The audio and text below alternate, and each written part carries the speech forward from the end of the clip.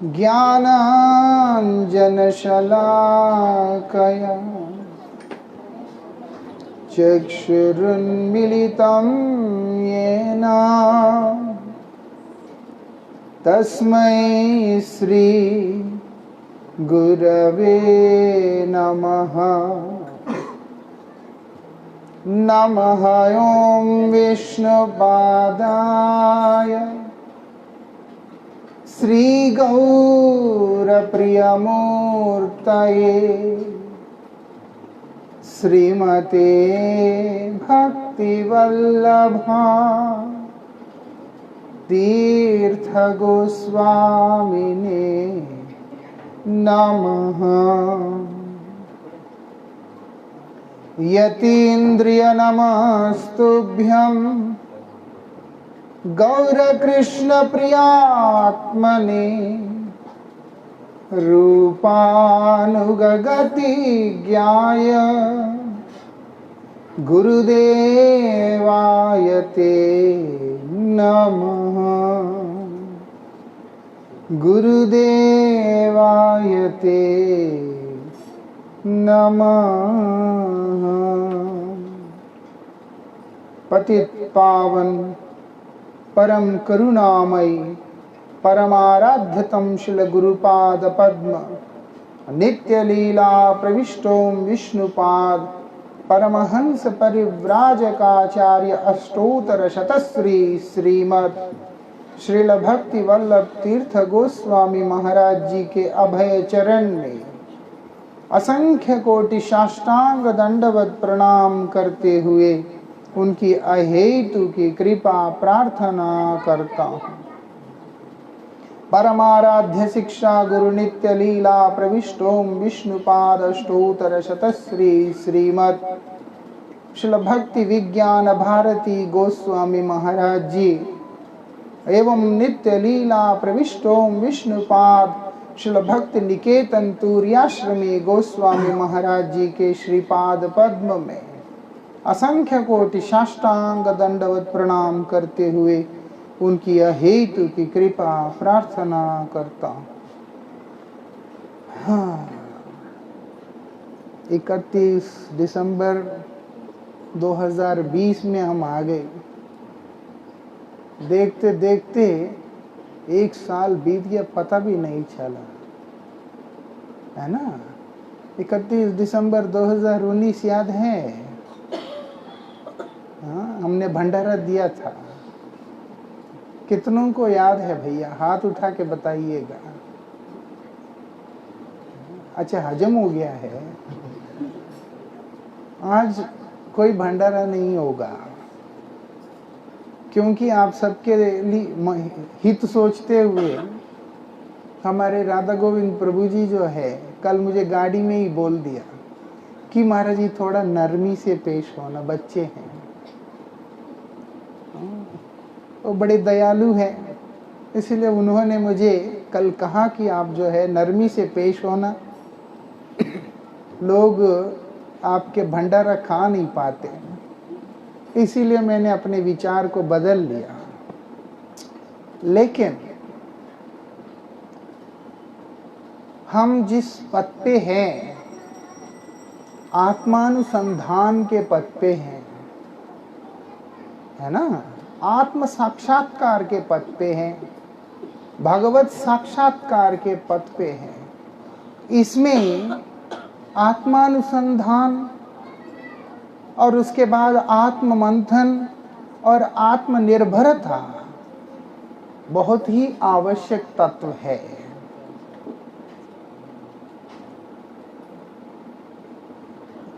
प्रलय हो जाए तब भी कोई कृपा करके बात मत कीजिएगा, नहीं तो मैं भंडारा खिलाने के लिए मजबूर हो जाऊंगा। ये बात सिर्फ शब्दों को ध्यान दीजिएगा, अपने कर्ण कुहरों को आदेश दीजिए कि वो इन शब्दों को हृदय पटल में अंकित करने का कष्ट करें।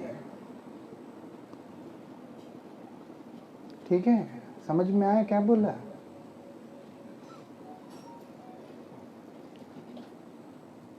1 साल बीत गया है। पहली बात, किसी भक्त के मत के अनुसार ये कार्यक्रम साइन में होना चाहिए था और हमने स्थानांतरण किया, उसके लिए कुछ लोग उदास भी हुए। लेकिन हम स्थान पे निर्भर व्यक्ति नहीं हैं। परंपरा हमारा वो नहीं है कि जगह पे चिपक के रहो। हरि कथा, हरि कीर्तन हमारा जीवन का उद्देश्य होना चाहिए। वो अवसर सभी को सब समय प्राप्त होना चाहिए। आज इधर तो कल कहीं, परसों कहीं। और रही बात नववर्ष की, आप लोग अपने दिमाग से इस चीज को निकाल के बाहर फेंक दीजिएगा कि नववर्ष कोई विशेष है। मैंने बोला कि केक वगैरह हम काटेगा नहीं, लेकिन लोग अपने घर में अपने फंक्शन के केक लाके हमारे आगे रखता है कि काट दो। क्या करेगा? खुद तो मैंने काटा नहीं है, तो लास्ट मेरे जन्मदिन पे मैंने मना किया था। बोला नहीं, ये सब कल्चर हम लोग फॉलो नहीं करें। चलो वो जन्मदिन है, ना जाने कौन सी बात की खुशी है, किसी किसी को होता रहता है। लेकिन नववर्ष का विशेष करके ये पश्चिमी सभ्यता के अनुसार नववर्ष का कोई गुरुत्व नहीं। सनातन धर्म को फॉलो करने वाला व्यक्ति, सनातन धर्मावलंबी जो व्यक्ति होते हैं, उनको केवल सनातन धर्म के अनुसार जो निर्दिष्ट, जो नववर्ष की प्रणाली है, उसी को मान करके चलना चाहिए। मान लिया रोमन कैलेंडर फॉलो करते हैं तो नुकसान क्या है? सूक्ष्म रूप से हमारे द्वारा ही, हमारे ही शास्त्रों का, हमारे पूर्वजों का अपमान होता है। जिनके हम ऋणी हैं, अगर उनके ही अपराधी होंगे, हम लोगों का उन्नति कैसे हो सकता है? परमार्थिक नहीं हो सकता है ना ये। और दूसरा, जिस दिन भगवान का नाम हमारे हृदय में प्रवेश करता है, उस दिन हमें समझना होगा हमारे जीवन के अंदर एक अलग तरह की नवीनता का शुभारंभ हुआ है। जो फ्रेशनेस है, रोज सुबह उठ के स्नान करता है आदमी, सोचता है कि मैं अभी फ्रेश हूं। मल रहित अवस्था वो अपने आप में व्यक्ति को भद्र रखता है। इसीलिए व्यतीत किया हुआ समय हमारे जीवन में नवीनता लेकर के नहीं आता है। वृंदावन विहारी लाल की जय। आज बहुत लंबा कथा नहीं करूंगा, थोड़ा ही बोलूंगा। आज आप लोग कीर्तन का ही आनंद ज्यादा लेना, कोई प्रॉब्लम नहीं है। पूरा साल सुन ही रहे हैं, लेकिन कुछ बातें बोलना जरूरी है और सुनना ज्यादा जरूरी है। इसीलिए बोलना पड़ रहा है। ये नवीनता वो आता कैसा है? जब कोई श्रेष्ठ तत्व हमारे हृदय में, हमारे जीवन में प्रवेश करता है, तब आता है। नहीं तो कैलेंडर में वर्ष बदलते हैं और हमारा समझ से बाहर की चीज है कि हमारा आयु क्षय भी हो रहा है। आयु क्षय हो रहा है, 1 ईयर खत्म हो गया और आशावादी होकर हम लोग ये सोचते हैं कि मेरा अगला वर्ष जो है सुंदर होगा। लेकिन जो परिणाम क्या निकलता है, बड़ा ही विकृत परिणाम निकलता है। जैसे इस साल निकला, बड़ा विकृत, भयंकर, भयावह परिणाम को हम लोग सामना करना पड़ता है। जैसे हुआ।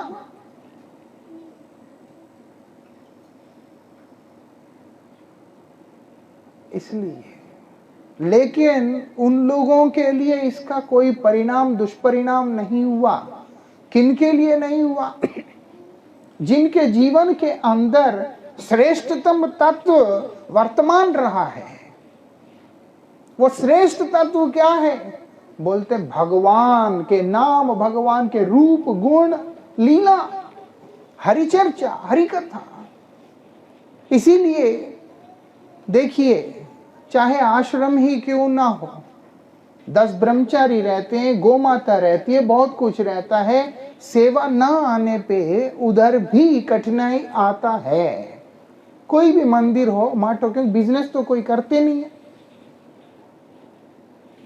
लेकिन इस कोविड के समय में बहुत सारे ऐसे भक्तों को मिलने का मौका मिला, बहुत सारे ऐसे आश्रमों को देखने को मिला जहां पर कोई सेवा भी आता नहीं, कोई प्रचार नहीं, कुछ नहीं, लेकिन वो लोगों को सबको अपने जीवन में तृप्त ही देखा। कैसे हो गया? एक जगह पे व्यक्ति रो रहा है, तुम्हारे पास तो फिर भी एक उम्मीद है कि नौकरी है, कुछ ना कुछ तो आएगा, वहां पर कोई दान करेगा, उससे निर्वाह होगा, उधर कहां भीख मांगने जाएगा। लेकिन आनंद में है। कैसे? क्योंकि भगवान उनके जीवन में है, नाम रूप से है। कितनी विशेषता! भगवान के नाम रूप गुण लीला आदि का नित्य निरंतर चिंतन ध्यान, उसी में मग्न तल्लीन जो समाज है, वो कभी भी किसी भी विकृत परिस्थिति में भी त्रास नहीं हुआ। वृंदावन विहारी लाल की जय। सोइएगा नहीं, ये बात। लेकिन जो व्यक्ति अर्थ लाभ से ही अपने जीवन को काटता रहा है, वो व्यक्ति सुनिश्चित रूप से दुखी रहा है। अथवा जो कर्मों के प्रकोप से, पूर्वकृत कर्मों के दोषों का जो परिणाम जब सामने आया और व्यक्ति उस परिणाम को भोग रहा है, तब वो दुखी हुआ है। लेकिन जो भगवत भक्त होता है, भगवान का नाम का आश्रय लेने वाला भक्त, वो लोग ऐसे दुष्परिणाम के अंदर भी कष्ट में नहीं हुए हैं। असल में हैप्पी न्यू ईयर उन लोगों का हुआ है। काय का हैप्पी न्यू ईयर है? रात बीतता, सुबह होने के बाद जिसका इसका ध्यान जाता है, जीवन संघर्ष में है, देह सर्वस्ववाद जहां पर है, वहां कहां हैप्पी न्यू ईयर। इसीलिए सत्पुरुष इसको नहीं मानते। हमारा हैप्पी न्यू ईयर तो युगादि के दिन होता है, जब युग आरंभ हुआ है ना, ऐसे समय में होता है, अक्षय तृतीया में होता है, पहली नवमी को होता है, ये सब चीजों में होता है।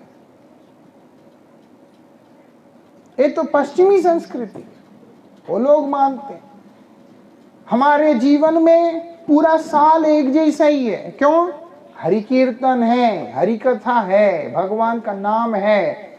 जिसके जीवन में हरि नाम है, जिसके जीवन में गुरुदेव है, जिसके जीवन में वैष्णव है, जिसके जीवन में हरि कथा है, उसके लिए हर दिन नववर्ष क्या, हर पल नवीन है। ऐसा। अब आप देखो, श्री चैतन्य महाप्रभु के शिक्षा के अनुसार प्रतिपदम पूर्णामृत आस्वादनम। अब ये जो शब्द का अगर हम देखते हैं, एक एक पग नवीन है। तभी तो उस पग के अंदर जो पूर्णामृत का आस्वादन का अनुभूति और वर्धित होता हुआ अनुभव हो रहा है। समझ में आया? ऐसा। वैसे तो मेरा हिंदी इतना कठिन नहीं है, मैं सुन रहा हूं, लेकिन मैं शायद कुछ कठिन शब्द प्रयोग करता हूं, इसीलिए मुझे पूछना पड़ रहा है कि समझ में आया करके। जब वो नवीन पल है, इसीलिए वहां पर नवीन अनुभूति है, और वो भी वर्धित अनुभूति है, बढ़ती हुई है। मतलब जिसका चित्त रूपी दर्पण का मार्जन हुआ है, जिसने हरिनाम का आश्रय लिया, वो व्यक्ति का जीवन के अंदर का दिन नहीं, पक्ष नहीं, दिन नहीं, सप्ताह नहीं, पक्ष नहीं, मास नहीं, वर्ष नहीं, हर क्षण नवीन है। ये लोग तो 365 दिन के बाद जाकर नववर्ष मना रहे हैं। वहां पर परिवर्तन ही अपने आप में नवीनता है। और क्या चाहिए? साल भर रोके एक दिन मनाना अच्छा है, हर क्षण मनाना अच्छा है। हाँ प्रभु, सोचना पड़ता है हम लोगों को। पूरा साल रो, ये हो गया, वो हो गया, जिंदगी बर्बाद हो गया, फलाना हो गया, रोते रहो, रोते रहो, रोते रहो। और जैसे 31 दिसंबर आया है, मानो ऐसे दौरे पड़ते लोगों को, सब भूल गए जैसे कि पूरा साल क्या हुआ था। आज कोविड का आखिरी दिन है जैसे लिख के आया। पागल हो रखे हैं लोग। ऐसा। आज एक शतेक वर्षे अवश्य मरण, निश्चिंत न थाको भाई। हमारे आचार्य बोल रहे हैं 100 साल हो गया तुम्हारा तो निश्चित रूप से मरोगे। तो निश्चिंत कैसे रह सकते हो? पीसफुल कैसे रह सकते हो? कभी भी नहीं रहना है, रेस्टलेस रहना है, हमेशा हमेशा एक एंजाइटी में रहना है। लेकिन किसको लेके? भजन को लेके,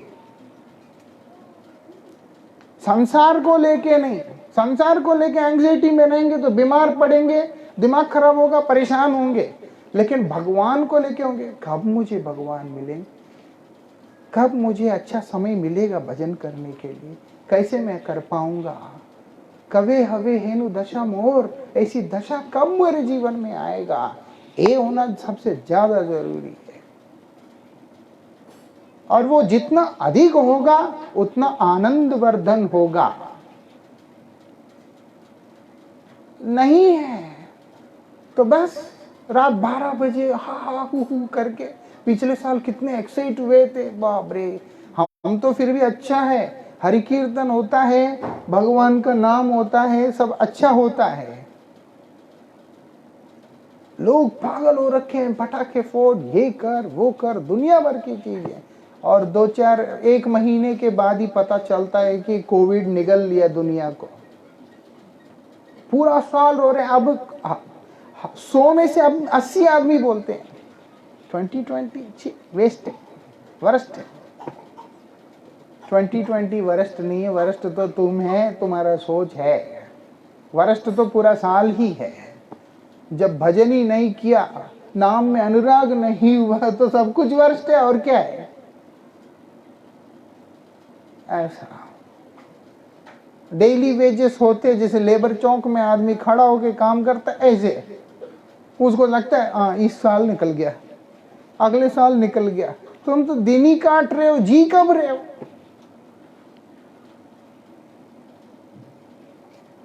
और दिन काटते काटते ऐसे स्थिति में व्यक्ति पहुंच गया कि उसके जीवन का एक एक वर्ष क्षय होता जा रहा है, तब भी उसका आनंद का कोई सीमा नहीं। कभी जन्मदिन मना के नाचता है, कभी नववर्ष मना के नाचता है। ये सारे संकेत दे रहे हैं कि तेरा उम्र कम होता जा रहा है। ऐसा ये बात हम लोगों को समझना होगा। हमारा परम सौभाग्य भगवान ब्रजेंद्र नंदन श्री कृष्ण चंद्र कृपा करके इस धराधाम में गौर रूप में अवतीर्ण होकर नामामृत वितरण किया, ऐसा। और हम लोग उन सौभाग्यशाली जीवों में से हैं जो कि श्री चैतन्य महाप्रभु के द्वारा उस नामामृत को पान किए गए रसिक वैष्णव लोग, उन रसिक आचार्यों के पदधूलि को प्राप्त करने का सौभाग्यशाली जो जीव है वो हम हैं। साधारण व्यक्ति कोई नहीं है यहां, देखा जाए तो, अगर समझे तो। ऐसे ही समझ लेगा कि मैं कुछ खास हूं तो फिर नुकसान है। हमारा खासियत जो है वो हमारे परंपरा के कारण है, हमारे गुरुजनों के कारण है, उनके कृपा के कारण है, उनके अवदान के कारण है। उन्होंने कृपा करके जिस प्रेम को हमें वितरण किया उसके कारण है। और अभी अगर हम उसका लाभ नहीं ले पाते हैं तो फिर नरोत्तम ठाकुर का एक कृति है जिसमें वो कह रहे हैं, वो बोलते हैं गौरा बहू ना भजी आवे। कल को वर्ष पे वर्ष बीतने के बाद एक समय ऐसे ही गागा के रोना पड़ेगा कि हे नाथ, कब आपने मुझ पर कृपा किया था, लेकिन उस कृपा को तो मैं लेकर अपने जीवन में आगे नहीं बढ़ पाया। मैं तो मजाक मजाक में प्रेम रत्न का जो धन है उसको ऐसे ही गवा लिया। आप ऐसे बोलते हैं, ऐसे कौन सा हमने काम कर लिया है, लग सकता है ना? आप पिछले साल भी बोल रहे थे, क्या ऐसा काम कर लिया? किसी ने कुछ नहीं किया, इसीलिए मैं इस बार किसी को कुछ बोल नहीं रहा। लेकिन मैं इतना जरूर कहना चाहता हूं, हमको जो मौका मिला है वो लाखों में करोड़ों में किसी एक को मिलने वाली मौका है। इसीलिए हमारा जो रेस्पॉन्सिबिलिटी है लाखों में से एक की रेस्पॉन्सिबिलिटी है। इसीलिए बहुत ज्यादा सावधानी से हमें चलना चाहिए। बात वो है, बहुनाम जन्म नामन्ते ज्ञानिवान माम प्रपद्यते वासुदेव सर्वमिति सा महात्मस्सु दुर्लभा। कोई मूर्ख की बात नहीं हो रहा। बहुनाम जन्म नामन्ते ज्ञानिवान माम प्रपद्यते। कोई परम ज्ञानी बहुत जन्म व्यतीत करने के बाद मेरे आश्रय में आता है। इतने दुर्लभ हरिपाद पद्म का आश्रय जब हम लोगों के लिए सुलभता से सुगम्यता से प्राप्त हुआ है तो हम लोगों का दायित्व कितना है, रेस्पॉन्सिबिलिटी। ये बात है। भजन सारे करते हैं, हरिकथा सब श्रवण करते हैं, सेवा सब करते हैं, लेकिन बात यह है समय व्यतीत होते होते भजन के अंदर हमारी इंटेंसिटी कितना है वो सबसे ज्यादा जरूरी है। ऐसा मुक्तानाम अपि सिद्धानाम नारायण परायण। मुक्तानाम अपि सिद्धानाम, मुक्त सिद्ध आदि जितने भी हैं उनमें से कौन? नारायण परायण, सुदुर्लभ प्रशांतात्मा। अत्यंत दुर्लभ है। कौन? प्रशांतात्मा। वो प्रशांत आत्मा कौन हो सकता है? सबसे शांत धीर स्थिर चित्त वाले जो महात्मा, नारायण परायण। भगवत पाद पद्म में जो परायण है वही हो सकता है, बाकी सब चंचल ही होते हैं।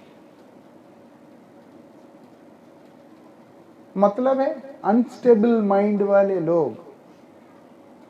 एक होता है धीर, एक होता है चंचल। धीर मतलब गंभीर स्थिर व्यक्ति, चंचल मतलब कोई मतलब मानसिक संतुलन ठीक नहीं जिसका, अनस्टेबल माइंडसेट वाले लोग, ऐसा। इसलिए बोल रहे हैं प्रशांत आत्मा मतलब धीर आत्मा, स्थिर आत्मा।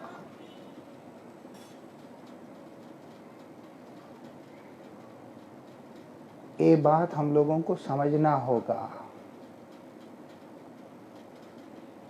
जो हो, मैंने आज ज़्यादा बोलना नहीं है, इतना मैं ज़रूर कहना चाहूँगा। ये नववर्ष है, जो लोग मना रहे हैं, हमारे लिए तो एक ही जैसा है। पूरा साल एक जैसा, संडे मंडे ट्यूसडे सब एक जैसा ही है। इसलिए जो लोग मना रहे हैं, एक्साइट हो रहे हैं, वो लोग न्यू ईयर रेजोल्यूशन बना ले। क्या है वो? हम अपने हरिनाम की इंटेंसिटी को बढ़ाएंगे। आके बोलते 2 लाख माला कर रहा हूं, 3 लाख करे जा रहा हूं, 192 करे जा रहा हूं, ऐसा। और हमें ही बोल जाता है। अब प्रभु जी को बोलते हैं तो समझ में आता है, क्योंकि वो तो सरल है। उनको कोई बोलता है तो उनको अच्छा लगता है सुन के कि सामने वाला भजन कर रहा है। हमें आके बोलता है तो पता चल जाता है कि कन्निंग आदमी है। वो हमें बनाने का कोशिश करता है, हम भी प्यार से बन जाते हैं कि चल कोई बात नहीं, तुम बोल लो। तुम रसोई भी कर रहे हो, लोगों को भी अटेंड कर रहे हो, ये भी कर रहे हो, वो भी कर रहे हो, सब कुछ कर रहे हो, और उसके बाद 2 लाख हरिनाम करे जा रहे हो। हमारा तो अगर कोई ऑप्शन भी है वो हरि कथा ही है। कोई आता है, बात करता है, कुछ करता है, वो कृष्ण कथा में ही जाता है टाइम। तो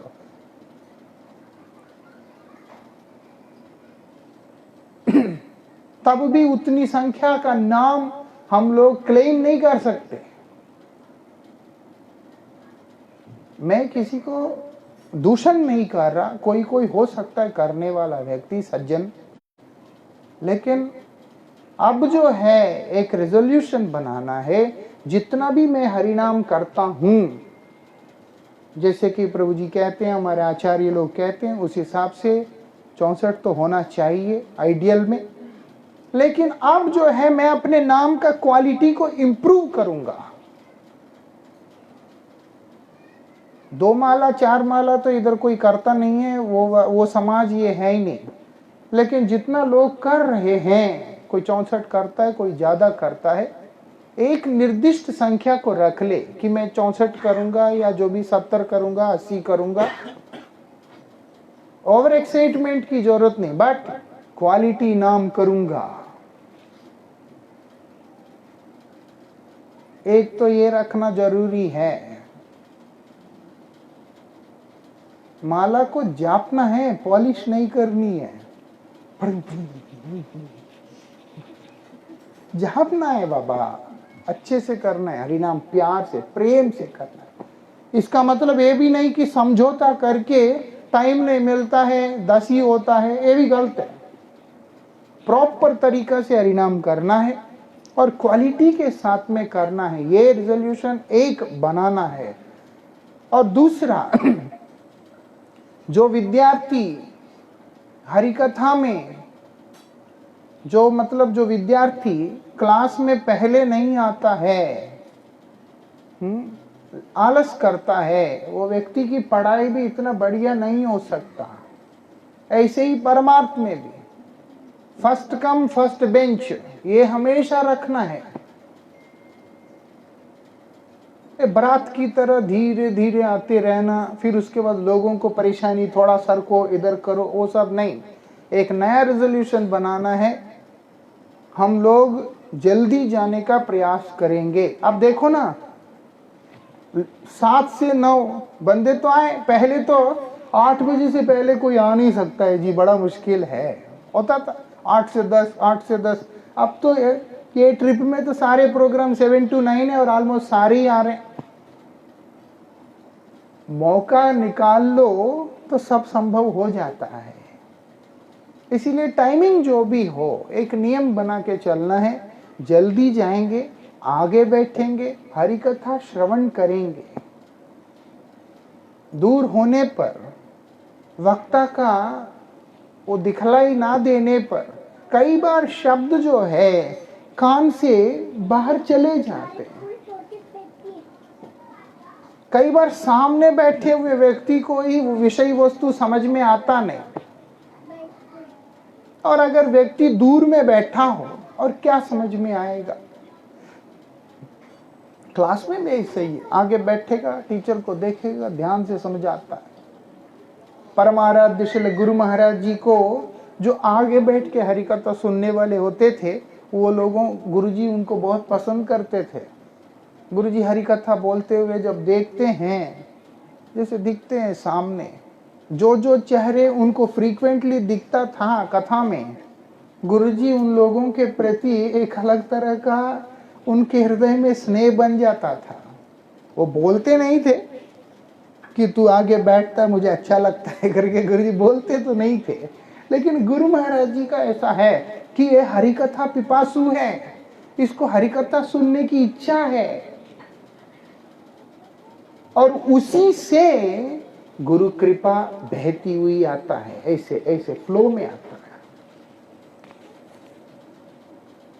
ऐसी कोई हार्ड रूल नहीं है। किसी किसी को बेचारों को समय लगता है, घर में काम होता है, ट्रैफिक होता है, झंझट होता है।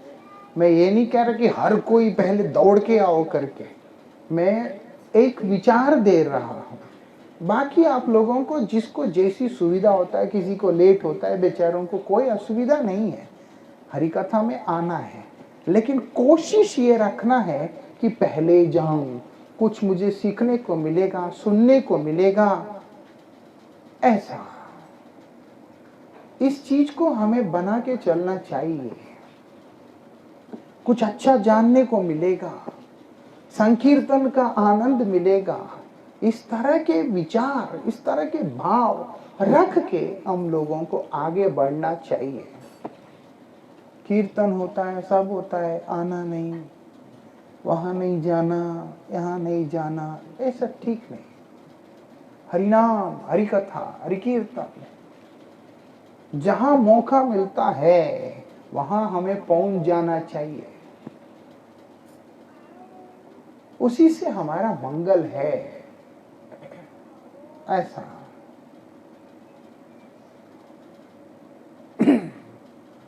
ये चीजों का नियम बनाना होगा अपना। हरिनाम ठीक से करेंगे, हरि कथा में पहले जाने का प्रयास करेंगे, आगे बैठकर अच्छे से श्रवण करने का प्रयास करेंगे। ये सब रखना चाहिए हमें। और उसके बाद भक्त लोग जो भी हमें उपदेश करते हैं उसको ध्यान से सुनेंगे, ये बहुत ज्यादा जरूरी है। पिछले साल मैंने बहुत कुछ बोला था, लेकिन याद नहीं होगा किसी को, ऐसा। और हमेशा एक भाव रखना है वैष्णव सेवा का, क्योंकि गुरुजी को बहुत पसंद है कि वैष्णव सेवा, क्यों, परम गुरु महाराज जी का आदर्श ही ये था वैष्णव सेवा का। इसलिए वैष्णव सेवा करना हमारा धर्म है। इसलिए अपने आप का नियम बनाना, मैं अपने सामर्थ्य के अनुसार गुरु वैष्णवों का सेवा हमेशा करता रहूंगा। ये बहुत जरूरी है। इमिटेशन नहीं करूंगा, ये बहुत ज्यादा, ये भी जरूरी है। क्या इमिटेशन है? बहुत सारी चीजों में इमिटेशन है। तिलक में इमिटेशन, काला तिलक बीच में हमारे कोई किसी ने लगाना शुरू किया था, ठीक नहीं है, आपको नहीं कह रहा, ऐसा क्यों ठीक नहीं? हमारे परंपरा के जो आचार्यों ने जिस तिलक को हमें लगाने के लिए आदेश किया, हमें उसी को लगाना चाहिए। आप बोल सकते महाराज आपने क्यों लगाया? प्रश्न आता है। मुंबई में जब था मैं कभी नहीं लगाया, पंजाब में था कभी नहीं लगाया, गोवर्धन में भी कभी नहीं लगाया, जब तक कि मुझे उस स्थान के प्रति एक बंधन नहीं बना। अब जो है, जिस दिन ये तिलक ना लगाने से ऐसा लगता है कि मैं गिरिराज जी से दूर हो गया, इसलिए लगाता हूं मैं ये, ऐसा नहीं तो मैं गोवर्धन में भी जब मुझे लगता था मुझे गोवर्धन रहना अच्छा नहीं लगता, तब मैं सफेद तिलक ही लगाता था। बात वो है, लगभग मठ में आने के बाद तो 17-18 साल तक तो सफेद तिलक ही लगाया, कम से कम 15 साल तक तो मान ही लो कि वही लगाया। बाद में फिर काला तिलक लगाना शुरू किया, या जब भी है 2-4-5 साल के अंदर अंदर। जबकि ये काला तिलक इमिटेशन आपने लगाया, कंठियों का इमिटेशन बहुत लोग पहनते हैं। हम लोग पतले से कंठी पहनते थे पहले, हाँ भाई सब सिंपल कंठियां पहनते थे कई साल तक। बाद में जाकर एक समय आता है, एक अवस्था आता है इस तरह की चीजों को करने का। ऐसा दोष किसी का भी नहीं है, वो बुद्धि ऐसा होता है। जब मैं मठ में आया था, चंडीगढ़ मठ में, किसी महात्मा को देखा कंटियां थोड़ा ज्यादा पहना हुआ, अब मन में है कि उससे भी बड़ा पहनना है। क्या किया, एक मोटा जपमाला मिल गया मुझे किसी का, और उस जपमाला को काट के तांबे का तार से उसको पूरा घुसा के 3 राउंड बना लिया, क्योंकि इतने बड़े बड़े मनके थे वो, कोई करता पता नहीं कहां से तो मिल गया था एक इतना मोटा मनका, और उसको तांबे के तार से पूरा बना लिया और उसको गले में लपेट के 3 राउंड कर लिया। अब वो तो फ्लेक्सिबल भी होता नहीं है, वो तो तार है। अब इतना मोटा हो गया वो, ना गर्दन हिलता है ना कुछ होता है। जब नया नया तो सफेद कपड़ा था, तब में दीक्षा भी नहीं हुआ था। ऐसा शौक, दूसरे को देखा, ऐसी कथा में बैठा, ऐसे बैठा था, वो आया इतना सा कपड़ा पहन के, बोलता हम तो राधा कुंड रहता है, बड़ा अच्छा होता है, मधुकरी मांग के खा लेता है, राधे राधे बोल करके जी लेता है। सुन के इतना एक्साइट हो गया, मैंने भी मन बनाया कि मुझे भी राधा कुंड जाना है। हाँ, ये जो अकल जो है वो उड़ जाता है ऐसे करके, क्योंकि उसका कारण क्या है, क्योंकि ग्रंथ नहीं पढ़ना। जब हम आचार्यों की वाणी को श्रवण ही नहीं किया, ठीक से धारण नहीं किया हृदय में, तो ऐसे बुद्धि विपरीत होता रहता है। मैं कई बार बोला एक घटना, एक बार कीर्तन में बैठा और एक लड़की रो रही थी, चंडीगढ़ मठ की बात है। जब नहीं समझाता आदमी इधर उधर देखता रहता है कि क्लेश कब टलेगा। मैं भी ऐसे ही बैठ के, अब कथा में बैठना पड़ेगा नहीं तो गालियां पड़ेंगी। मन तो था नहीं, इधर उधर देख रहा हूं तो मेरे नजर उस पर पड़ गया, वो रो रही है। जब उसको रोता देखा, मैं उसका भक्त बन गया। मुझे लगता है इससे बड़ा शुद्ध भक्त कोई नहीं है। वो तो गुरुजी का मेरे पे कृपा है कि एक महात्मा ने आके मुझे चांट खींच के मारा और मुझे जमीन में ले आया, और आज मैं आप लोगों के सामने। पहली कदम ही होता है पतन का, उसके बाद अपने आप आदमी नीचे उतरता चला जाता है।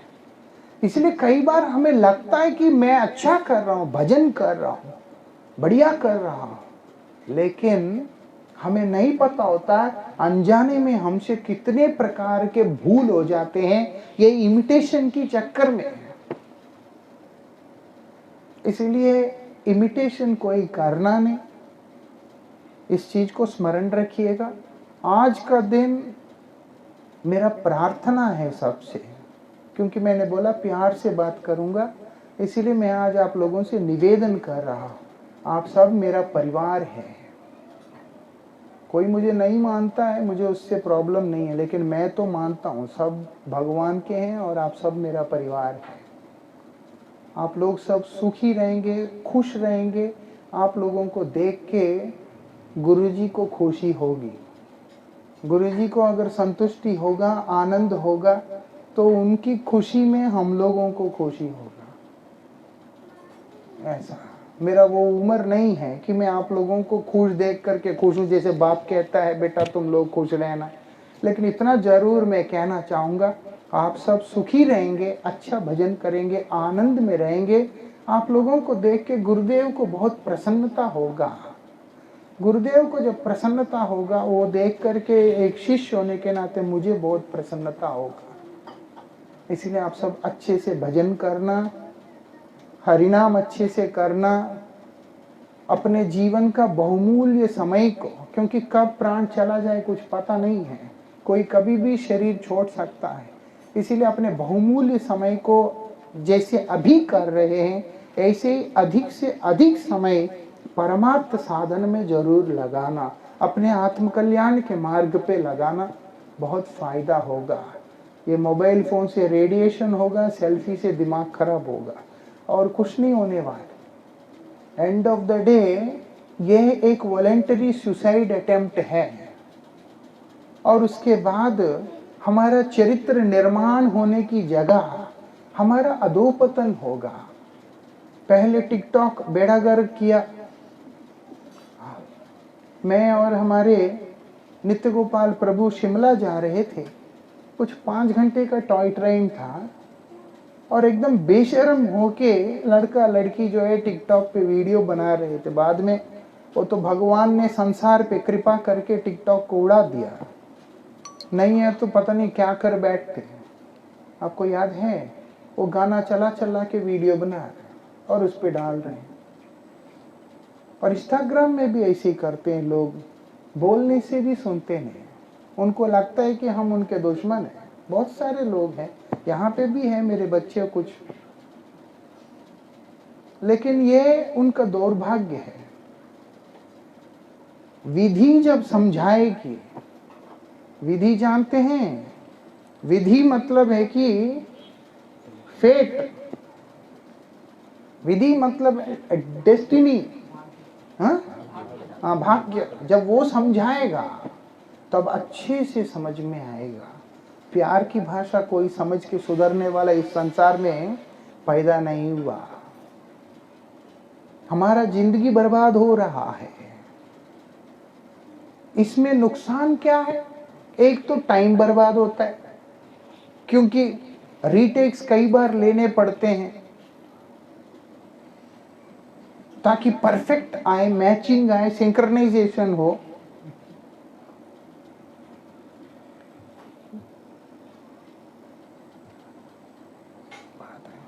रीटेक्स लेने पड़ते हैं, बार बार लेना पड़ते हैं, ऐसे ऐसे, उससे टाइम बर्बाद होता है। नेक्स्ट, देहाशक्ति और बढ़ता चला जाता है। मैं सुंदर दिख रहा हूं कि नहीं, कैसे दिख रहा हूं। फिर उसके बाद मुंह जो है वो बोलते हैं पाउट, क्या बोलते हैं ऐसे, वो लोग ये नहीं समझते कि वो सुअर जैसी एक्सप्रेशन है। वो ऐसा मुंह तो सुअर का होता है, ऐसे इंसान का कहाँ होता है। आप सबसे प्रार्थना है कि मैं एंटरटेन करने के लिए बोल ही नहीं रहा। अगर मेरी शब्दों की गरिमा और गहराई को समझने का प्रयास करें, ये मेरा निवेदन है। ये ना सोचे कि मैं जो है थोड़ा मजाक कर रहा हूं। मैं मजाक नहीं कर रहा। I am damn serious about what ever I am speaking. भाई साहब देखो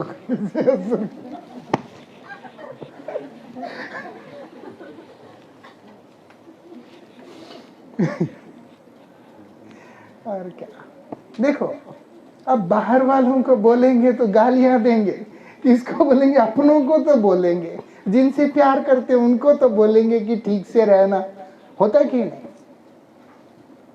और जिस आश्रम में हूं उसमें तो यही बातें बोलना होता है, और क्या बोलूंगा। तो इसलिए ना इसमें क्या होता है, समय नष्ट होता है और उसके बाद देहाशक्ति बढ़ता है। और तीसरा, समाज के अंदर हमारा व्यक्तित्व का जो छाप है वो बड़ा गंदा पड़ता है। हमको सिर्फ यही दिखता है, हमको सिर्फ ये दिखता है कि इतने लाइक्स आए, इतने कमेंट्स आए हैं करके, बट लेकिन लोगों का उसको देखने के बाद जो नजरिया हमारे प्रति होता है वो किसी को समझ नहीं आता है। कोई नहीं समझता कि ये एक कल्चर डिग्निफाइड फैमिली का व्यक्ति है, ऐसा मालूम है। कोई नहीं समझता है ये इसके अंदर डिग्निटी है, डिसिप्लिन है, ऐसा कोई समझता है। सब होते हैं ऐसा।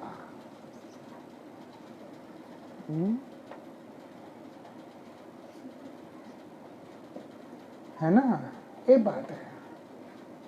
इसलिए इन चीजों से अपने आप को दूर रखना अच्छा होता है। टेक्नोलॉजी का यूटिलाइजेशन अगर स्पिरिचुअली हो तो फिर भी कुछ फायदा होता है, इनफैक्ट बहुत फायदा होता है।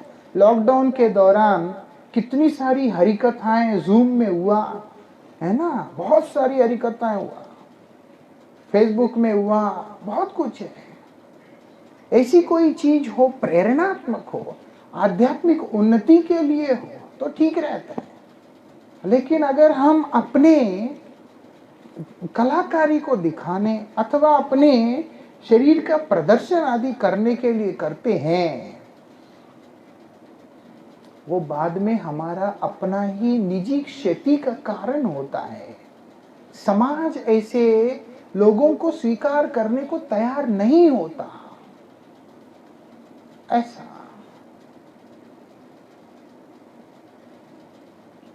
इसलिए प्रयास करें हर कोई, खास करके बच्चे, क्योंकि तुम लोगों का भविष्य है, उम्र है। पढ़ने लिखने वाले उम्र में अगर मन को इन चीजों में अगर लगाते हैं तो ध्यान पढ़ाई पे कहां जाएगा, फिर ध्यान हरिनाम पे कैसे जाएगा। ना तो स्वार्थ सिद्धि होगी ना परमार्थ सिद्धि होगा।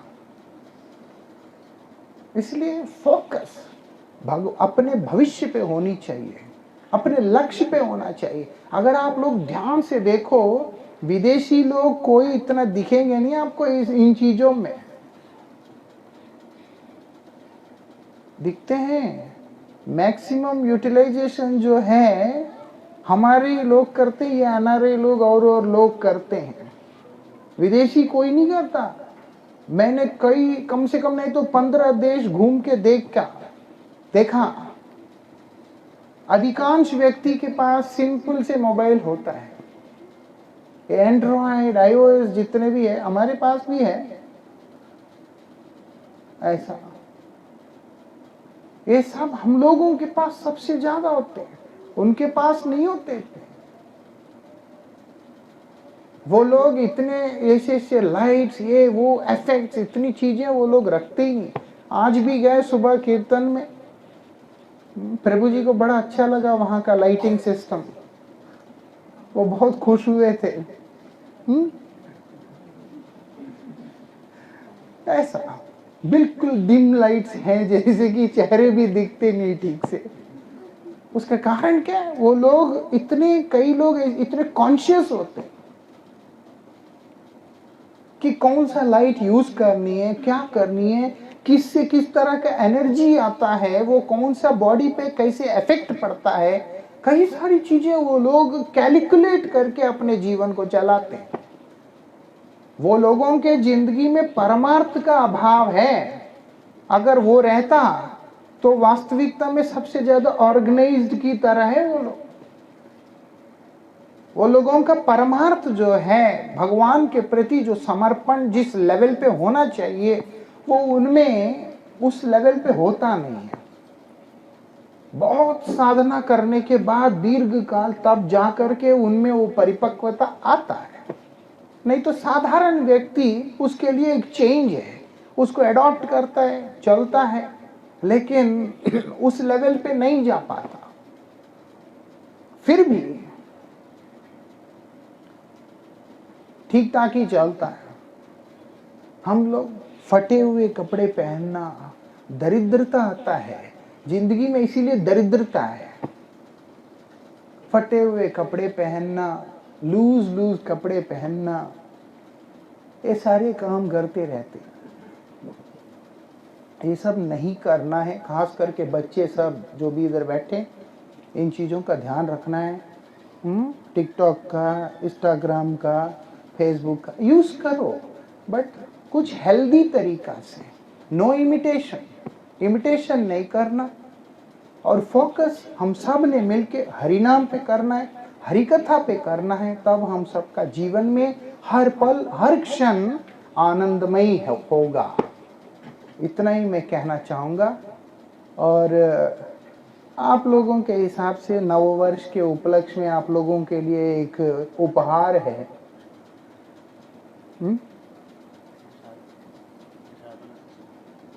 हाँ, एक और महत्वपूर्ण बात मैं निवेदन करना चाहता हूँ। अभी आप लोग एक चीज का ध्यान दीजिएगा।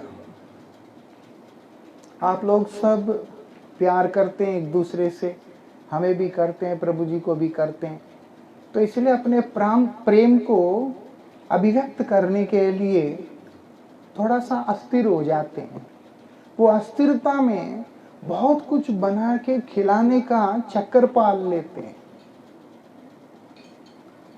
आप लोग दया करके सोचिएगा, पेट कितना है? इतना सा पेट होता है।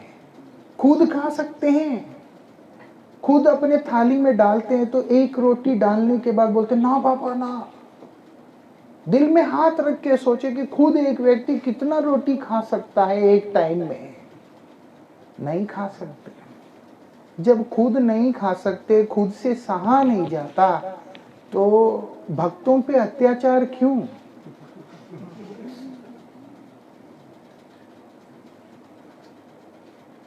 कहीं पे भी जाओ, मुझे इतना कई बार मुझे टेंशन सा आता है कि मुझे लगता है कि नहीं जाना किसी के घर।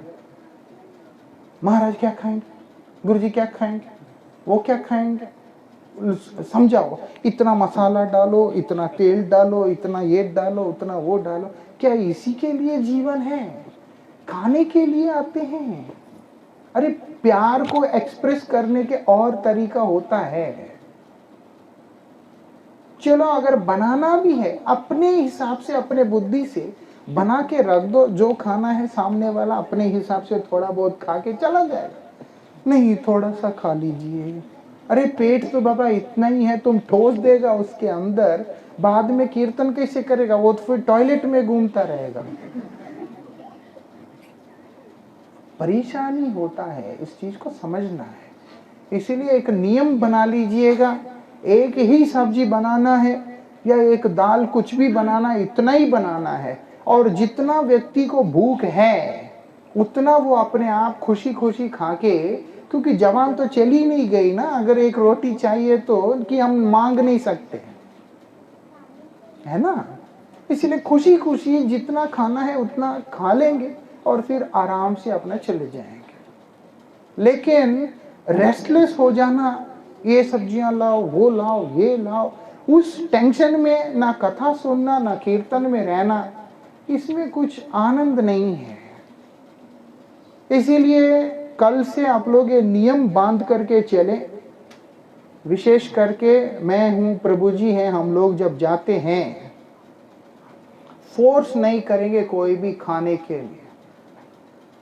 कोई भी खाने के लिए हमें फोर्स नहीं करेंगे। जितना भूख होगा, जैसे अभी कल मुझे 4 जगह पे जाना है।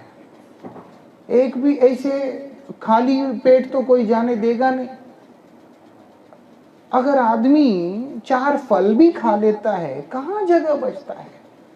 ऊपर से और खाओ और खाओ। इससे क्या होता है? एसिडिटी होता है। इससे क्या होता है? तबीयत खराब होता है। इसीलिए इस 1 जनवरी 2021 से हमारे सभी बंधु ये नियम बना ले, वही उतना ही खिलाना है जितना कि मैं अथवा प्रभु जी हम लोग खुशी से खा सकते हैं। इस चीज का नियम आप लोग सब बना रहे, यही मेरा आप सबसे प्रार्थना है। एक बार भी ना बोले कि आप प्लीज कुछ खा लो एक्स्ट्रा। जितना हमारे में सामर्थ्य हम उतना खा लेंगे। यहाँ किसी के घर में प्रसाद पाने में शर्म नहीं है।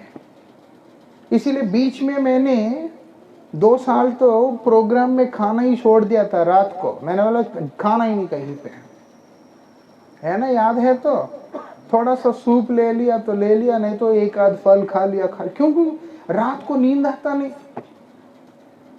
फिर आदमी सुबह परेशान होगा, क्या जरूरत है ऐसा। उम्र भी बहुत ज्यादा प्रभु जी का भी अब तो 60 के पास है, इसलिए जो है बिल्कुल फोर्स नहीं करेंगे कोई। ये नियम आप लोग बना लीजिएगा, ये मेरा सबसे आग्रह है। जहाँ जितना खाया जा सकता है हम खुशी खुशी उतना खा के अपने आप आएंगे। ये भी नहीं बोलना है सुच्चा मुंह जा रहे हो, क्या सुच्चा मुंह। हरि कथा, हमारे परम गुरु जी ने बोला कि हरि कथा होने का मतलब है कि परिवेशन तो हो गया। जहां हरि कथा हो गया वहां सुच्चा मुंह क्या है। कथा ना होने से बोलना पड़ता है, कीर्तन ना होने से बोलना पड़ता है। चावल दाल सब्जी को अगर हम गिनते हैं, हरि कथा नहीं गिनते हैं, वो फिर ठीक नहीं होता। किसी का भोजन चावल दाल है, किसी का भोजन जो है भगवान का नाम है। नारद जी महाराज क्या खाते हैं, वो नित्य निरंतर भगवान का नाम का ही कीर्तन करते करते उसी का आनंद को लेते हैं। इसलिए कोई भी हमें प्रसाद के लिए फोर्स नहीं करेंगे। ये एक नियम बड़े कठोरता से 1 जनवरी 2021 से जीवन भर के लिए लागू होगा। और अगर कोई इस नियम का उल्लंघन करता है, हमें मजबूरी में उसके यहाँ संकीर्तन करने त्यागना होगा, क्योंकि आप नहीं मानते तो हम अपना बचाव कैसे करें। इसलिए कोई चाहता है कि मैं विशेष करके उनके यहाँ कीर्तन वगैरह करूं, जितना मेरा पेट में कैपेसिटी है मुझे उतना खाने दिया जाए। प्रभु जी के लिए भी ऐसे, वो तो दयालु हैं, वो तो फिर भी जाएंगे, वो तो प्रसाद भी पाएंगे बेचारे, लेकिन फोर्स नहीं करना मेरा रिक्वेस्ट है। उनका भी एज ज्यादा, उनको तकलीफ होगा, ये बात है। और दूसरा, हरिनाम बराबर करना, साधु संग करना, हरि कथा श्रवण करते रहना, उसी से जीवन में नवीनता बनी रहेगी। और दूसरा, सोशल मीडिया से अपने आप को थोड़ा दूर रखने का प्रयास करना, केवल परमार्थ साधन के लिए व्यवहार करना, अपने पढ़ाई के लिए व्यवहार करना, उसी से सबका मंगल होगा। हरि कथा यहीं पे समाप्त है, लेकिन मैं आप लोगों को एक विशेष सूचना देना चाहूँगा यहाँ से। वो ये, हमारे परमाराध्य श्रील परम गुरु महाराज जी के हृदय में एक भाव था कि मुंबई में उन्होंने एक सूची बनाया, इंट्रोडक्शन, श्री चैतन्य गौड़िया मठ का एक परिचय बोल के उन्होंने जो बनाया, उसमें उन्होंने कुछ शहरों का नाम उल्लेखित किया, ये बोल के कि यहाँ पे मठ होना चाहिए, प्रचार केंद्र होना चाहिए। उसके लिए उन्होंने श्री चैतन्य गौड़िया मठ का स्थापना भी किया। और परम गुरु महाराज जी के इच्छा के अनुसार अहमदाबाद है, मदुरई है, मुंबई है, हैदराबाद है, कुछ एक शहरों का नाम उस किताब में उन्होंने लिखा।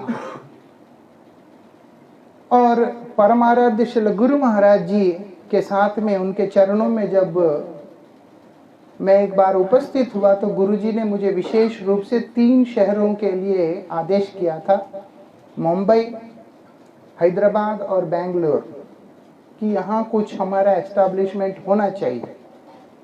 गुरुजी का सेवा को ही हम लोगों ने अपना साधन समझा और उसी दिशा में हम लोग चलते रहे। उसी क्रम के अनुसार परमाराध्य श्री गुरु महाराज जी के प्रसन्नता के लिए, क्यों उनको प्रसन्नता इसलिए कि उनके गुरुदेव की इच्छा को पूर्ति करने का रास्ते पे चल रहे हैं,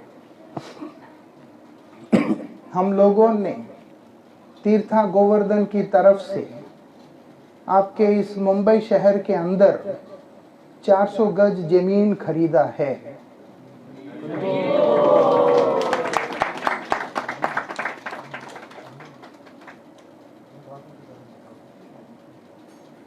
ये किसी को हमने रिवील नहीं किया था, मैंने सोचा आज के दिन बोलूंगा। पूज्यपाद मधुसूदन महाराज जी श्रीधाम गोवर्धन से इस बात की घोषणा उन्होंने की है और मेरा इच्छा था कि मैं यहाँ पे घोषणा करूँ इस बात को। सार्वजनिक रूप से हम आपको घोषित करते हैं कि हम लोगों ने तीर्थाश्रम की तरफ से, ये तीर्थाश्रम पता ही क्या है, कईयों को लगता है कि ये तो दूसरा मठ है, ये तो गुरुजी का मठ, ऐसा नहीं है, किसी किसी को लगता है। बट मैं तीर्थाश्रम क्या है आज आपको बताना चाहूंगा। Tirthashram is a blend of Shri Chaitanya Gaudiya Math, Gokul global organisation for Krishna Chaitanya universal love and world Vaishnav association, तीनों है ये। आप बोलो ये तो आपके भाव है, ऐसे कैसे हो सकता है, बट ये फैक्ट है। श्री चैतन्य गौड़िया मठ के लिए परम गुरुजी ने 2 शब्द यूज किया, एक है अनन्य कृष्ण भक्ति और शुद्ध भक्ति प्रचार केंद्र। बुक्स में आते हैं, वेबसाइट में भी आता था। इसलिए जहां श्री चैतन्य गौड़िया मठ है मतलब वहां अनन्य कृष्ण भक्ति है।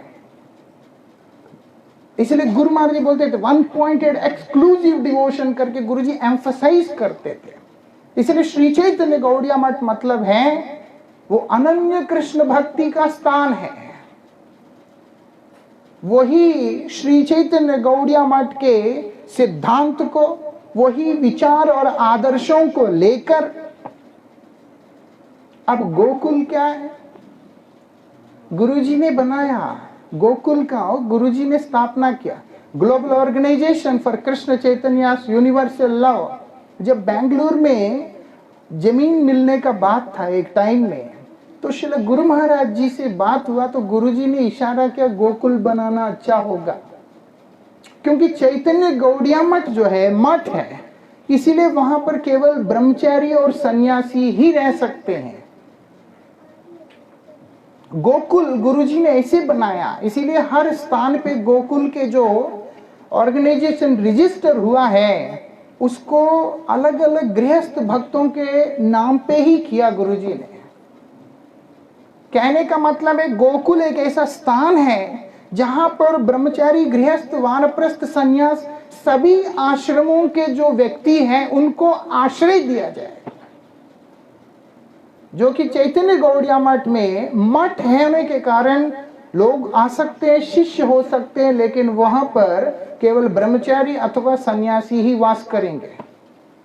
लेकिन गोकुल जो है गुरुजी ने ऐसा बनाया जहां पर चारों आश्रम के लोग मिलकर सम्मिलित रूप से हरिगुरु वैष्णवों की सेवा को कर सकेंगे। इसीलिए हमारा ये जो प्रतिष्ठान है तीर्था, वो उस अनन्य कृष्ण भक्ति के साथ में युक्त होकर ये चारों आश्रमों के जो वैष्णव हैं उन लोगों को लेके चलने वाला एक प्रतिष्ठान है।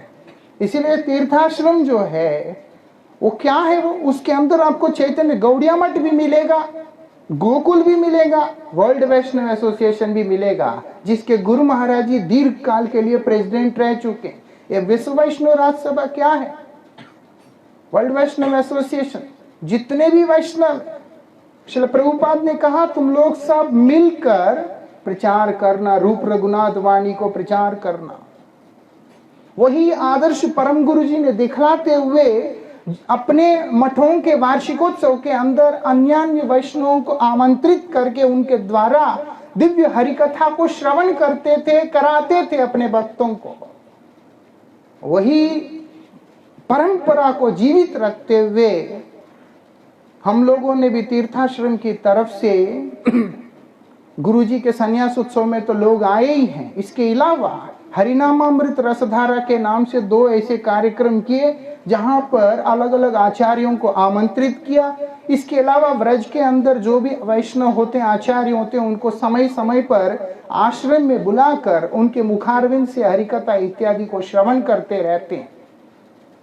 इसलिए यहाँ पर गुरु जी का वो आदर्श, जीव गोस्वामी का वो इच्छा, प्रभुपाद का वो जो इच्छा, जहां पर सभी वैष्णव मिलकर संकीर्तन करेंगे, वो भाव को भी लेकर ये तीर्थाश्रम का अवतरण हुआ है। अल्पज्ञ जीव को लगता है कि ये जो मठ का हिस्सा ही नहीं है, लेकिन गुरु महाराज जी ने स्वयं अपनी लेखनी में स्व इच्छा से लिखा है। उनकी अपनी स्व इच्छा से गुरुजी ने भावुक होकर के लिखा कि तीर्थाश्रम चैतन्य गौड़िया मठ से अभिन्न है। इसलिए गुरु महाराज जी की उसी अभीष्ट को सिद्ध करने के लिए हम लोगों ने बड़ा प्रयास किया और गुरुजी ने हम पर कृपा किया और हमें स्थान प्रदान किया 400 गज। और आपको मैं ये बता दूं, ये सारा सेवा एक ही व्यक्ति ने मुझे पैसा दी है, किसी से हमने 1 रुपए मांगा नहीं है और भविष्य में भी मैं मांगना नहीं चाहूंगा। अपने आप जो आ गया सो आ गया। एक ही व्यक्ति ने हमको पूरा पैसा दे दिया और एक भक्त, उनका वो तो हम बोल नहीं सकते, उनके सहयोग से ये सारा काम हो गया। ये लिया हमने, ये विजय प्रभु के घर से गाड़ी में बैठ के ठीक 13 किलोमीटर जाके जहां रुक जाता है, वहीं पे वो जगह है। नाम उसका चिरले गांव है, वो चिरले में है। और वहां पर वो कौन सा रेलवे स्टेशन है?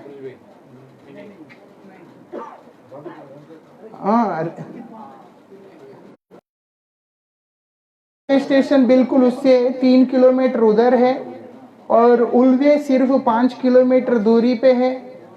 उल्वे सिर्फ 5 किलोमीटर की दूरी पे है और ये एयरपोर्ट के बिल्कुल नजदीक पड़ता है। और वो एयरपोर्ट से वो घूम के एंट्रेंस पे जाने के लिए लगभग 9 किलोमीटर पड़ता है एयरपोर्ट का। ये स्थान श्री गुरु महाराज जी की सेवा के लिए समर्पित है।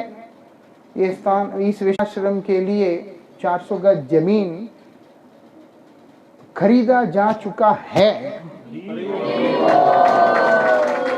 ऐसा बड़ा अच्छा जगह है, लेकिन उसको ओपोजिशन वगैरह मिलने में थोड़ा सा समय लगेगा, क्योंकि कोविड भी था, बहुत सारे झंझट थे। सिडको ने लिए, वो डेवलप करेगा, सब कुछ करेगा, फिर हमें पूरी तरह से मिलेगा। बट रजिस्ट्रेशन इत्यादि सारे काम हो चुके हैं। So the property is ours. ये ना समझे कोई ये हमारा है, हम सबका है। ये गुरु वैष्णवों की सेवा के लिए है, उसी के लिए आया है, उन्होंने ही दिया है और उन्हीं की सेवा के लिए ये समर्पित है। ठीक है, किसी को भय करने की जरूरत नहीं होगा कि हम किसी का आश्रय ले लेंगे। गुरुजी ने ही हमको आश्रय दे दिया कृपा करके, देख लो। ये बात है। ये नवी मुंबई में है, आप लोगों को दूर भी नहीं होगा इतना है। कहाँ इधर से 10-12 किलोमीटर, एक क्या लगभग 10 लेन रोड है, बहुत बड़ा रोड है। हाँ, वहां से और दूसरा सिवड़ी से वो JNPT के लिए, वो उधर के लिए सी लिंक बन रहा है। 21 किलोमीटर का सी लिंक है और वो बिल्कुल जाके चिरले में ही उतरता है एक तरह से। तो इसलिए हर तरह से वो बहुत प्रोग्रेसिव इलाका है। बाकी भगवान और गुरुदेव की इच्छा से जो भी होगा होगा। फिलहाल जो है वो 4 गज जमीन, कितना 400 गज जमीन है, ऐसा। हाँ, ये बात है। इसलिए ये आप सबको स्नेह भरा उपहार के रूप में समर्पित है। वृंदावन बिहारी लाल की, पतित पावन श्री गुरुदेव महाराज की, श्री परम गुरुदेव प्रभुपाद की, गौर प्रेमानंदे। अभी हम लोग महामंत्र कीर्तन करेंगे और उसके बाद विश्राम, उसके बाद जैसे भी आगे का कार्यक्रम होगा। हरिनाम करते रहना। 12 बजे बोल के कुछ होता नहीं है। जब जिंदगी में अंधकार छा गया तो ही अर्धरात्रि है, और क्या करें। जब अथा अंधकार में हम प्रवेश कर गए हैं तो घोर रात्रि ही अर्धरात्रि है, इसीलिए 12 बजे तक बैठ करके उसको हम लोग ये समझने की जरूरत नहीं है। और आज तो खुशी का वो है, क्योंकि हम सबको ये पता चला है कि गुरुजी की, परम गुरुजी का इच्छा पूर्ति करने का एक मौका हम लोगों को मिला है ना। ये परंपरा की प्रसन्नता, और क्या चाहिए हमें। इसलिए ये बात है ना, ध्यान दीजिएगा।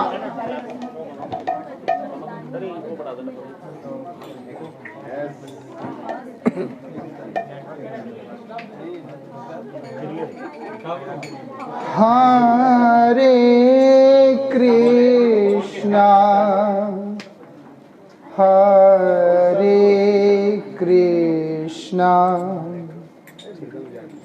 कृष्णा कृष्णा हरे हरे हरे राम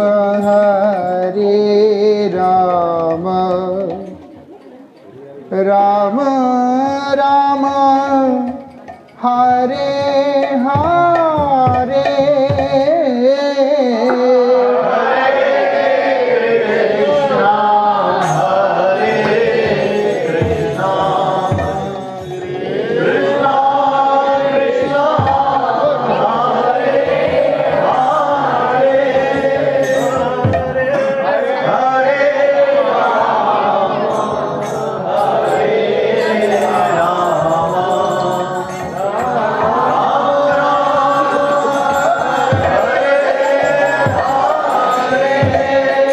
तीर्थाश्रम मतलब है उन व्यक्तियों का स्थान है जिनका जीवन मरण गुरुपाद पद्म के लिए पूरी तरह से समर्पित है। एक एक सेवक जो वहां पर है, उन सबका जीवन का एक ही स्वार्थ है, परमाराध्य श्री गुरुपाद पद्म की एकांतिक सेवा और प्रसन्नता। इसीलिए ये प्रयास किया गया है।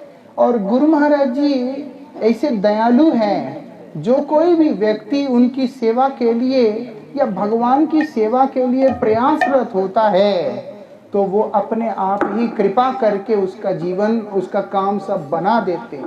उस चीज को हम लोगों ने अपने जीवन में अनुभव किया,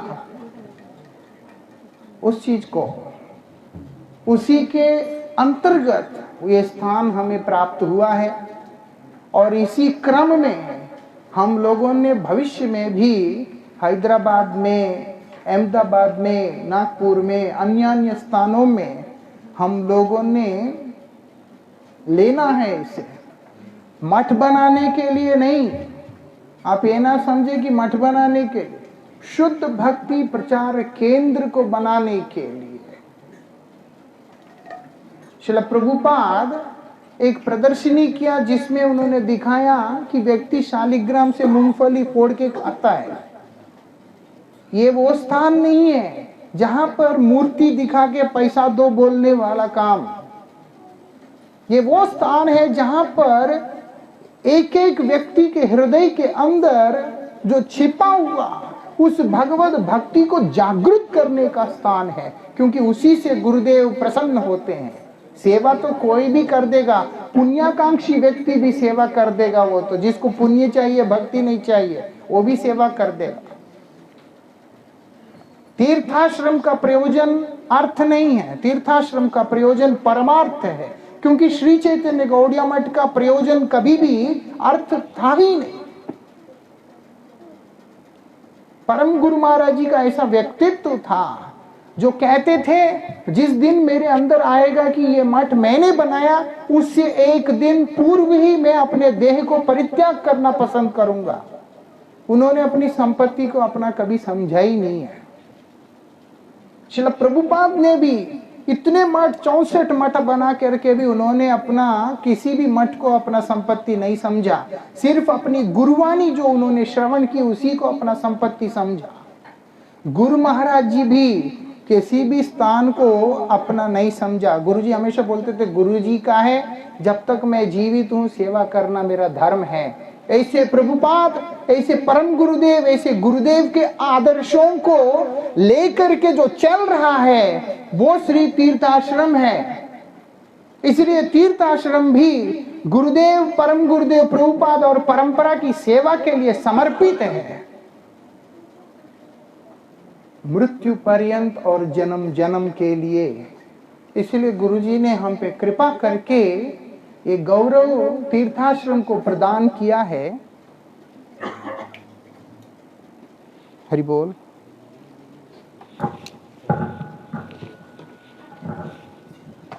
ये गौरव श्रील गुरु महाराज जी ने हम लोगों को प्रदान किया, उसको हम आशीर्वाद के रूप में स्वीकार करते हुए आप सबको आमंत्रित करते हैं कि हम लोग मिलकर सेवा करें, संकीर्तन का, हरि कथा का, हरि कीर्तन का। उसके बाद भगवान गुरुदेव अभी तक प्रेरित किया, आगे भी प्रेरणा देंगे और हम लोगों को सन्मार्ग दर्शन कराएंगे।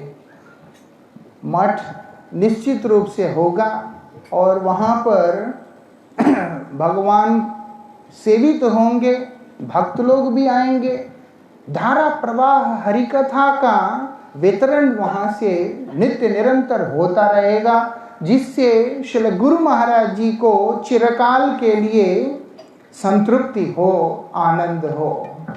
हरे कृष्ण।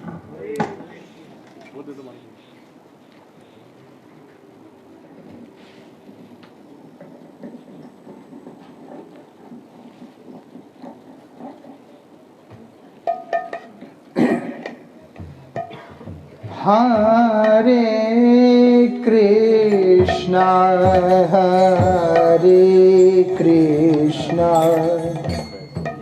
कृष्णा कृष्णा हरे हरे, हरे राम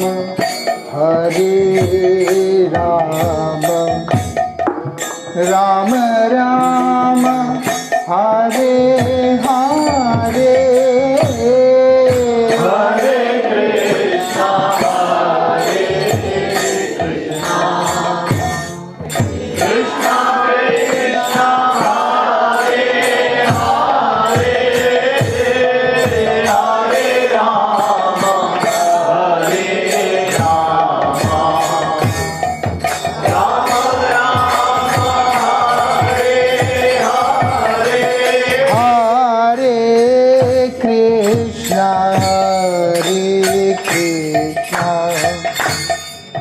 कृष्णा कृष्णा हरे हरे,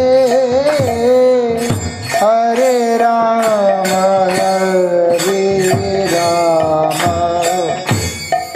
राम राम हरे हरे, हरे कृष्णा हरे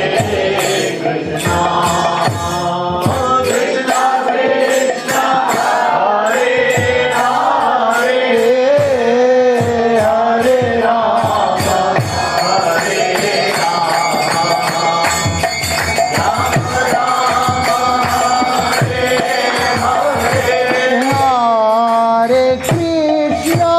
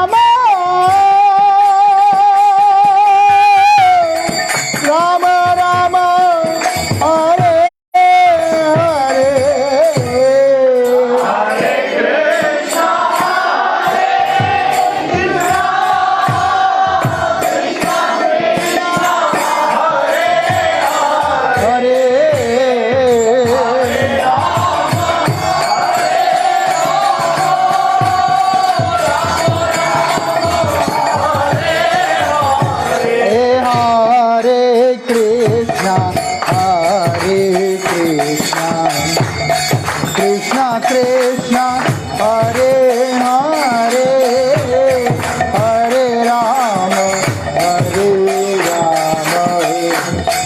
राम राम हरे हरे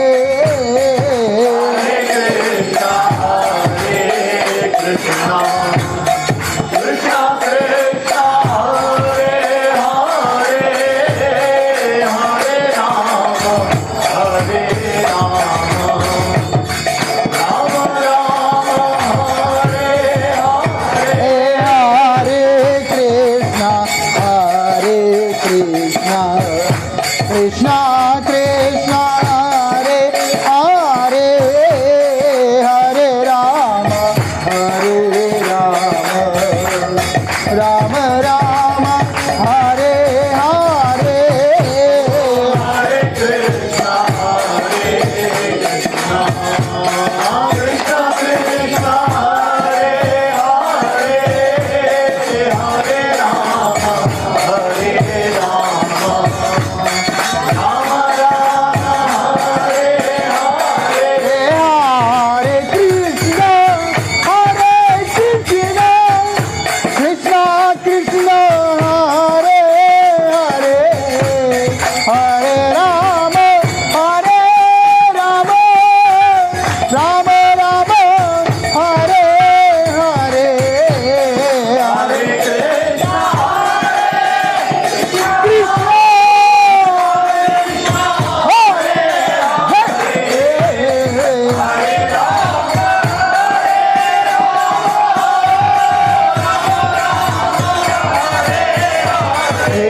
हरे कृष्णा कृष्णा कृष्णा कृष्णा हरे हरे हरे राम हरे राम राम राम हरे हरे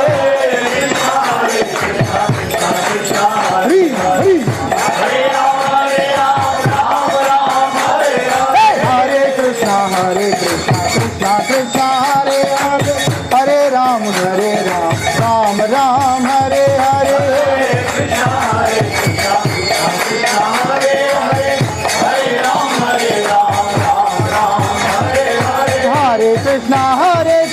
कृष्णा कृष्णा हरे हरे हरे राम राम राम हरे हरे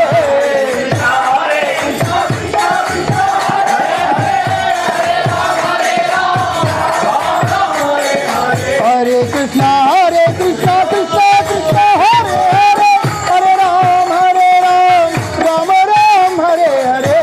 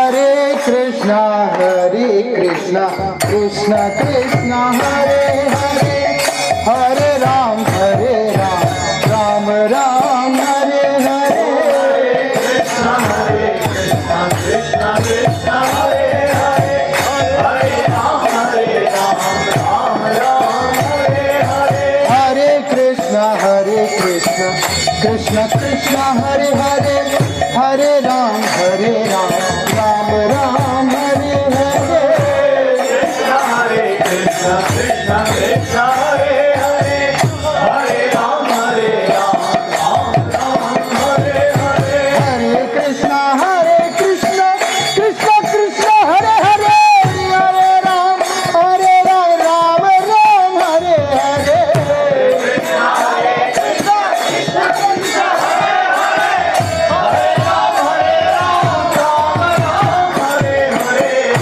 कृष्ण हरे कृष्ण कृष्ण कृष्ण हरे हरे हरे राम राम राम हरे हरे हरे कृष्ण कृष्ण कृष्ण हरे हरे हरे राम राम राम हरे हरे हरे कृष्ण कृष्ण कृष्ण हरे हरे हरे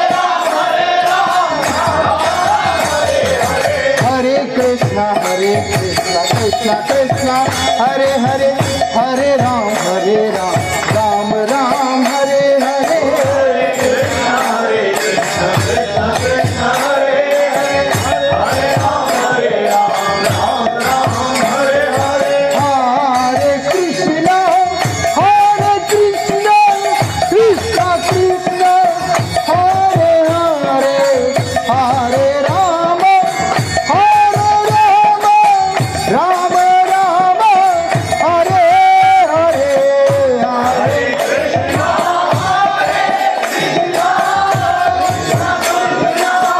जय जय गुरुदेव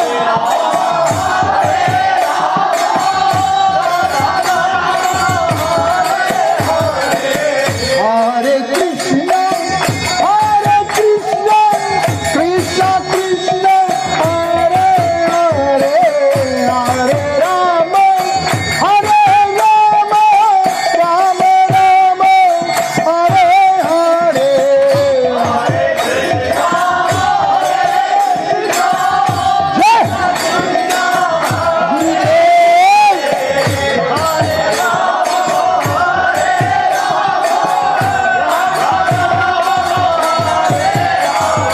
जय गुरुदेव जय गुरुदेव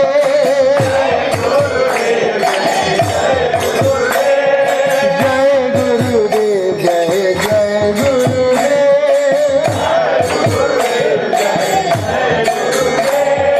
परम गुरुदेव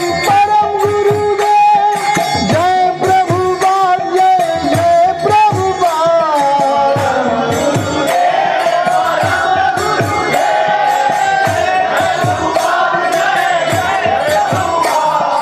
जय गुरुदेव जय परम गुरुदेव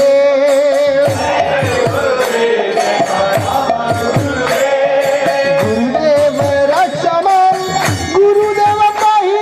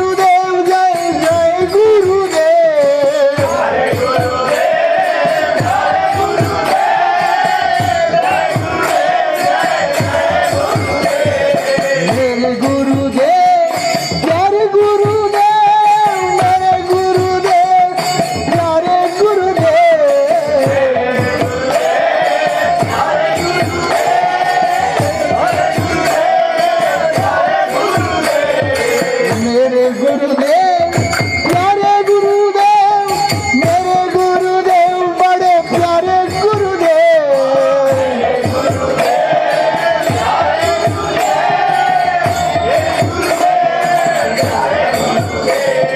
गुरुदेव गुरुदेव गुरुदेव गुरुदेव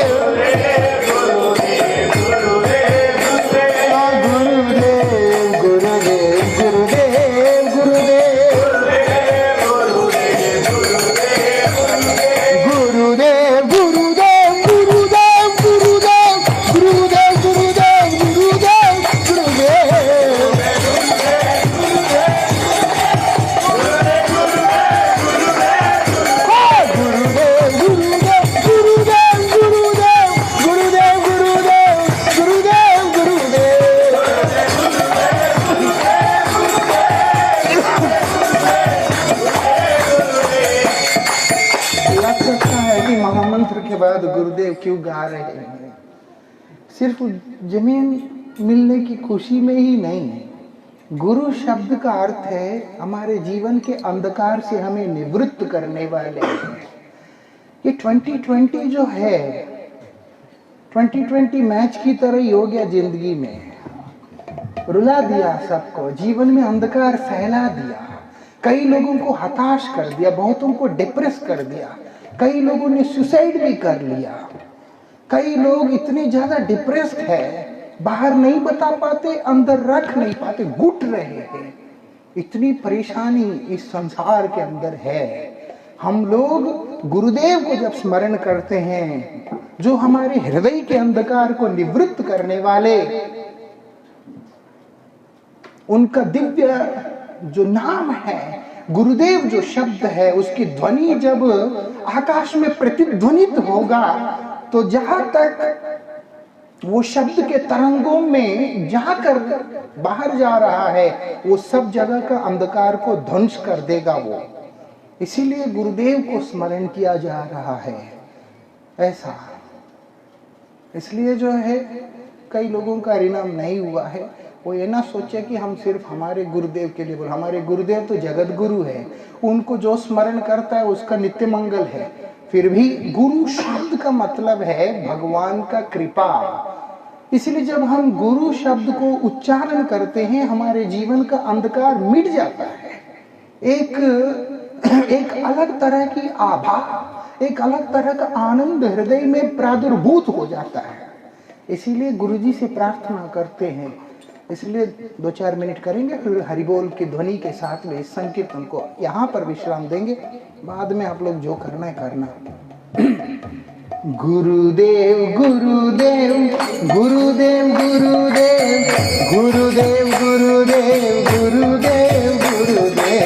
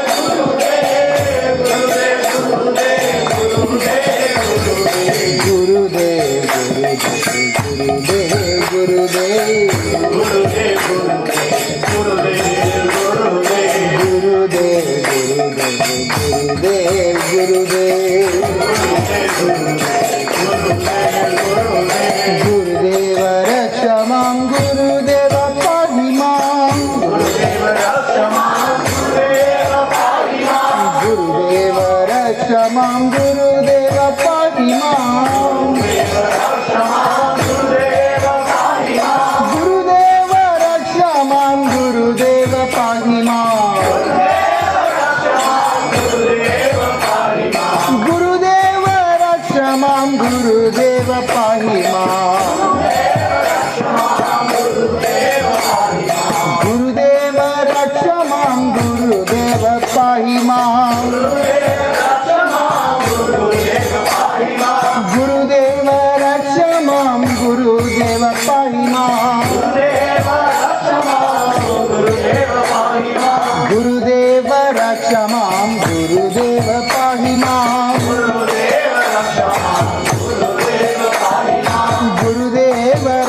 मां गुरुदेव पाहि मां गुरुदेव रक्ष मां गुरुदेव पाहि मां गुरुदेव रक्ष मां गुरुदेव पाहि मां गुरुदेव रक्ष मां गुरुदेव पाहि मां गुरुदेव रक्ष मां गुरुदेव पाहि मां गुरुदेव रक्ष मां गुरुदेव पाहि मां गुरुदेव रक्ष मां गुरुदेव पाहि मां गुरुदेव रक्ष मां गुरुदेव पाहि मां जय गुरुदेव जय जय गुरुदेव पतित पावन मेरे गुरुदेव परम करुणामय मेरे गुरुदेव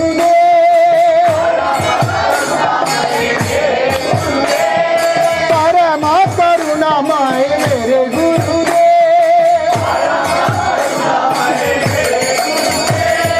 जय गुरुदेव जय जय गुरुदेव जय गुरुदेव जय जय गुरुदेव जय गुरुदेव जय गुरुदेव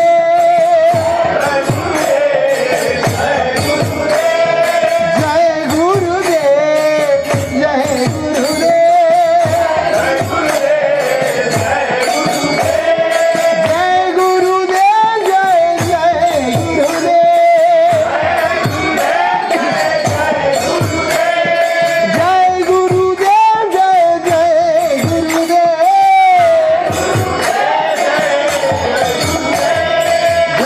गुरुदेव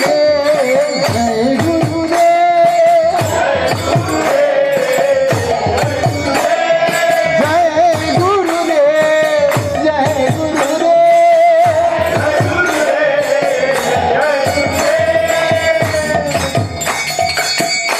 जिंदगी का अंधकार हरिनाम से मिटेगा, गुरु नाम से मिटेगा, हरिनाम की ध्वनि से मिटेगा। इसीलिए गुरुदेव की प्रसन्नता के लिए हरिनाम, नाम प्रभु की प्रसन्नता के लिए गुरु नाम, उसी से हमारा मंगल होगा। हरे कृष्ण कृष्ण कृष्ण हरे हरे, हरे राम राम राम हरे हरे। हरे कृष्ण कृष्ण कृष्ण हरे हरे, हरे राम राम राम हरे हरे। हरे कृष्ण कृष्ण कृष्ण हरे हरे, हरे राम राम राम हरे हरे। हरे कृष्ण कृष्ण कृष्ण हरे हरे, हरे राम राम राम हरे हरे। गुरुदेव गुरुदेव गुरुदेव गुरुदेव, हरे कृष्ण कृष्ण कृष्ण हरे हरे, हरे राम राम राम हरे हरे।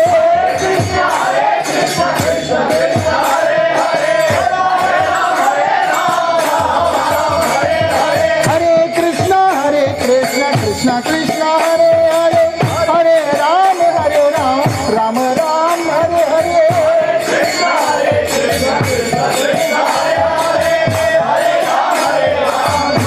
राम हरे हरे। हरि बोल हरि बोल हरि बोल हरि बोल, गौर हरि हरि बोल हरि बोल हरि बोल,